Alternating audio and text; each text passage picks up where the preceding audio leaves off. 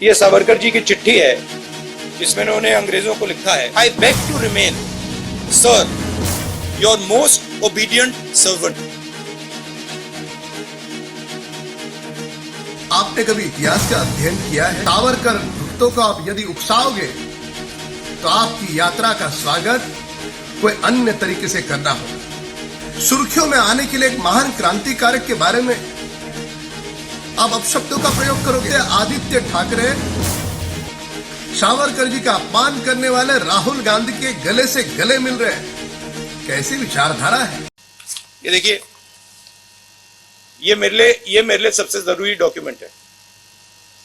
ये देखा आपने, दिख रहा आपको? और इसमें आप देख लीजिए, ये सावरकर जी की चिट्ठी है जिसमें उन्होंने अंग्रेजों को लिखा है। और मैं पूरी चिट्ठी आपको पढ़नी होगी, देख लीजिए, मैंने हाईलाइट भी कर रखी है, मगर मैं सिर्फ आखिरी लाइन पढ़ना चाहता हूं।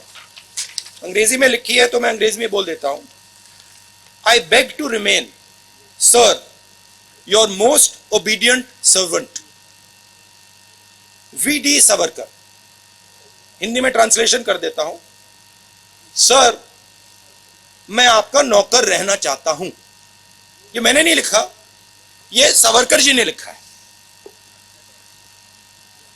तो इसको आप पढ़ लीजिए, देख लीजिए। अगर फडणवीस जी देखना चाहते हैं इसको, वो भी देख लें। तो मैं तो इसमें बहुत क्लियर हूं, सावरकर जी ने अंग्रेजों की मदद की थी। श्रीमान राहुल गांधी जी, आपने कभी इतिहास का अध्ययन किया है? स्वातंत्रवीर सावरकर जी का बलिदान, त्याग, संघर्ष, उन्होंने झेली हुई यातनाएं, कभी इसके बारे में आपने पढ़ा है? केवल भारत जोड़ो यात्रा को सारे देश ने नकारा। सुर्खियों में आने के लिए एक महान क्रांतिकारक के बारे में आप अपशब्दों का प्रयोग करोगे।